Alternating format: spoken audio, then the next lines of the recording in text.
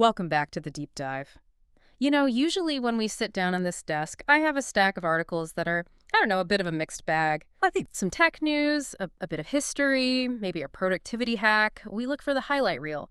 But today feels different. I have to admit, when I first started reading through the source for this, I actually stopped scrolling. Oh, yeah? I just put my phone down and sort of stared at the wall for a minute. It definitely makes you pause, doesn't it? The mood in the room feels a little heavier today. It does. We are looking at a report from January 2026. It's from the United Nations University. And we are all used to the usual headlines. We've been seeing them for 30 years. hmm Water crisis, drought alert, resource scarcity. Honestly, I think we've all become a little numb to them. It's just background noise. It really is. But this report uses a term that feels distinct. It doesn't call it a crisis. It calls our situation water bankruptcy. And that specific shift in language is everything. It's what caught my eye immediately, too, because words matter. They frame how we solve problems. Right. And bankruptcy frames this very, very differently than crisis. So that is our mission for this deep dive. We aren't here to scare you. We aren't here to offer policy solutions or, tell you to install a low-flow toilet. Though that's still a good idea. Still a good idea for sure. Our goal is to unpack why this specific term, bankruptcy, signals a massive update to the world operating system. I want to try and be the observer today. I've gone through the report. I see the structure. I see the charts. Correct. But I need you to be the translator. Help us understand what this all means for markets, for our daily lives, and just for our intuition about how the world works. I think that's the perfect way to approach it because water bankruptcy isn't just some scary marketing slogan. It's a technical definition. Right. And once you get it, you really can't look at the world the same way. Okay, let's start right there. Right. Why bankruptcy? Why not just, mega crisis? Is this just the UN trying to get better click-through rates? I don't think so. It's deeper than that. I mean, think about the difference in finance between a cash flow crisis and actual bankruptcy. Okay. If you personally have a cash flow crisis, what does that mean? It means things are tight. You might need to borrow some money, cut some costs. Maybe pick up an extra shift? Exactly. Yeah. But the assumption, and this is the key, is that the situation is temporary. A crisis implies a deviation from the norm. It implies you can reverse it. Right. You weather the storm, the sun comes out, and you go back to normal. Precisely. But bankruptcy, that's a legal declaration. It's an acknowledgement that your liabilities, what you owe, have permanently exceeded your assets, your ability to recover. It's not a warning that you might run out of money. No, it's a statement that the math just doesn't work anymore. The ledger is broken. So when the UN University uses this for water, they're saying the underlying conditions have changed permanently. We aren't in a temporary drought that a good rainy season will fix. We've structurally overspent our account. Wow. That is a chilling distinction, isn't it? It's the difference between I'm short on cash this week and I am insolvent. And that's the takeaway right at the top. This isn't alarmism. It's actually a very calm, very cold announcement. Yeah. The world's operating system, the basic assumptions of abundance we built the entire 20th century on, it's updated. The old version just isn't supported anymore. So let's get into the background here because I can hear a listener thinking, wait a minute, humans have dealt with water stress forever. Of course. We have history books full of droughts and famines, the Mayans, the Dust Bowl. What makes this specific moment the irreversible line? Why can't we just engineer our way out of it like we usually do? And that is the crucial question. In the past, water issues were always framed as mismanagement. Right. You thought, oh, if we just build a better dam or pipe water from here to there or just fix the leaks, we can solve the problem. It was seen as a social failure or maybe an infrastructure error. Basically a plumbing problem. A giant plumbing problem, exactly.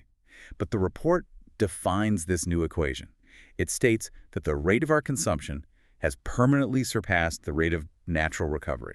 Okay, so it's not just that we're using too much water. No, it's that the physical capacity of the planetary system to replenish that water, through the water cycle, through aquifer recharge, it's just slower than the engine of our civilization requires. So it's no longer a problem we can solve. Right, and that's a really hard shift for the modern mind to make. We love solving problems, but this isn't a problem. It's a physical limit. Yeah, limit. You can't solve gravity. You just have to design airplanes that obey it. We are crossing a line from problem solving, trying to get back to the abundance of the past, to operating within limits. We just can't solve our way back to the 20th century. That brings us to the structure of the report itself. As I was reading, I noticed they have these really specific concepts to categorize what's happening. The first one is labeled GOA-4. They call it the world membrane. Yes. GOA, Global Operating Area, Layer 4, the world membrane. It's a really powerful visualization. Well, as the observer here, looking at the data in the source, I see a list of symptoms that we usually treat as totally separate news stories. Like what?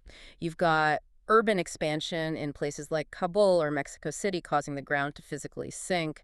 You've got agriculture in the Midwest draining these massive groundwater aquifers. You've got friction over the Colorado River between states. Right. Usually I'd read those as three different articles. One is geology, one is farming, one is politics.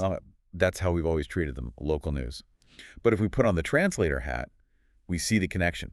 Water is the medium. It's the membrane through which all these different human systems are now colliding. How so? Give me a visual for that. Okay, imagine the world as a series of tectonic plates. You have the city plate, the agriculture plate, the nation-state plate. Usually in an era of abundance, they just slide past each other. There is a buffer. Water is that buffer.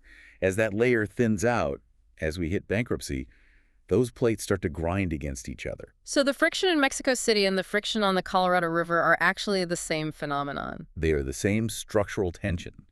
This is what the source calls the global social interference layer. Human societies are now creating friction against one another on a global scale because they are all pressing against the same finite membrane of water resources. It's not just a local drought. No, it's a global collision of systems.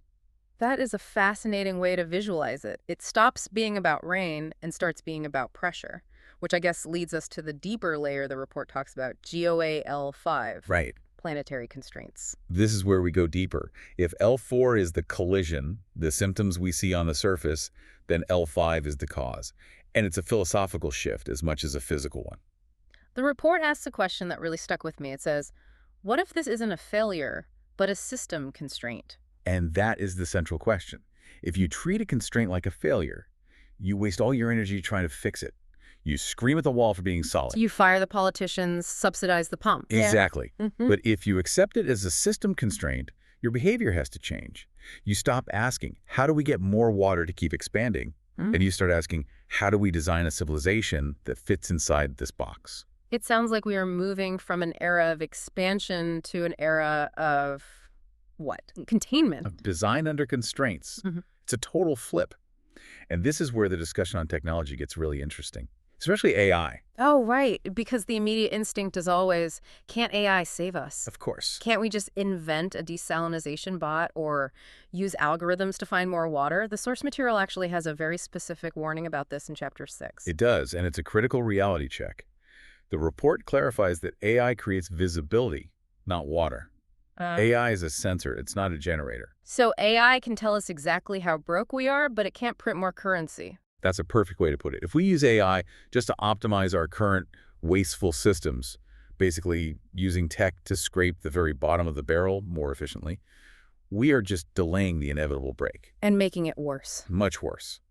The source argues that if we use AI as a life extension device for the old operating system, the eventual crash will be much sharper and deeper. Because we've removed all the slack, all the buffer from the system. Exactly. We'd be running the engine at 110% efficiency right up until the moment it explodes. The alternative is to use AI to translate the constraints, to use that visibility to help us land the plane, rather than trying to fly it into orbit without any fuel. So AI should be a dashboard for the limits, not a blindfold to hide them. That's the idea. So, okay, what does this all mean for the listener? We've talked about the world membrane and planetary constraints, which are big, abstract concepts. But how does water bankruptcy actually show up in the world, in the markets, in our daily lives? Let's look at the macro view first.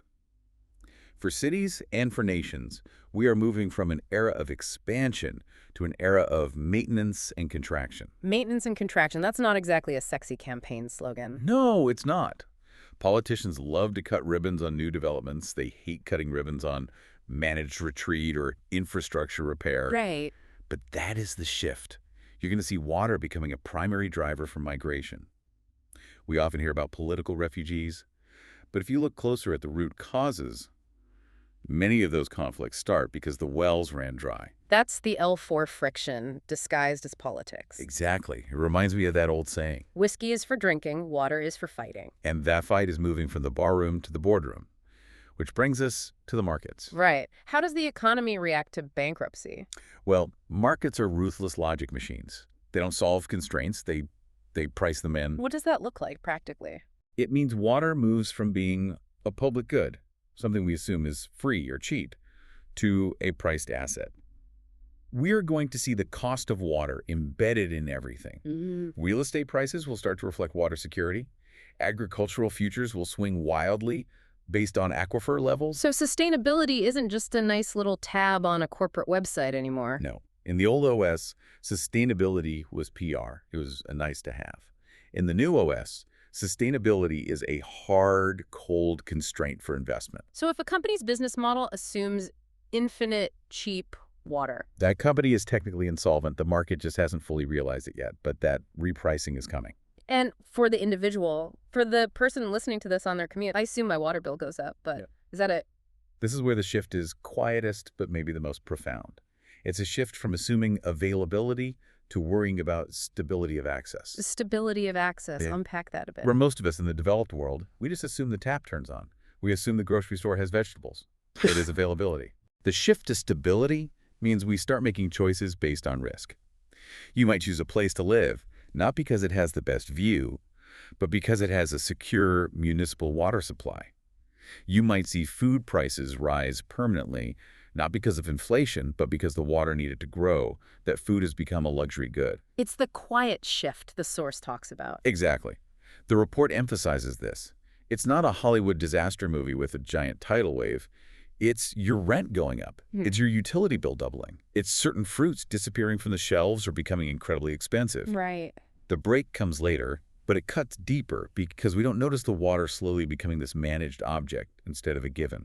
It feels like we're waking up from a dream where everything was free and realizing we've been running up a tab the whole time. That's the definition of bankruptcy, isn't it? Yeah. The party is over and the accountants have entered the room. So as we wrap this up, I want to circle back to the core message. We've used some heavy language, bankruptcy, constraints, friction, but the source material is adamant that this isn't an apocalypse. No. And that's the most important thing to remember. This isn't the end of the world. It's an OS update. An operating system update. I like that metaphor. Yeah, think about your phone. Sometimes you get an update that changes where all the buttons are and it slows down the battery life, and you can't run your old favorite apps anymore. It's so annoying. It's annoying. It's frustrating. You hate it for a week. But the device still works. It just works differently. The planet has installed a new operating system, and we can't run the old software, the software of infinite expansion, on this new hardware of finite constraints. So we are moving from crisis response to design under constraints. Precisely. Crisis response is panic. Design under constraints is creativity. It's engineering. It's adaptation. The source mentions something interesting about national identity, referencing Japan. It asks, when does a country like Japan stop seeing itself as a water surplus nation? That's a profound point for any nation. Our identities are so often built on the geography of the past. If you identify as a place of lush rice paddies and endless rain, but the data says you are entering a phase of structural scarcity, you have an identity crisis. Updating that self-image is the first step to surviving the bankruptcy. You have to admit you're broke before you can rebuild your credit. There you go. It's a fascinating, if sobering, perspective. It really does feel like we've been handed a new pair of glasses to look at the world with. It changes everything you look at. Once you see the world membrane and the planetary constraints, you can't unsee them. You stop looking for villains and heroes, and you start looking at the physics of the system. So here is where it gets really interesting for you, the listener. We want to leave you with a final provocation, something to mull over as you go about your week. We've talked about the global scale, the market scale, but let's bring it down to your street, your home. The question is this: where in your own life have assumptions already begun to change? Maybe it's the price of olive oil. Maybe it's a conversation about lawn watering bans that used to happen once a decade and now happens every single summer. Maybe it's noticing that new developments in your town are being stalled over utility hookups. Look for those quiet shifts. They aren't errors.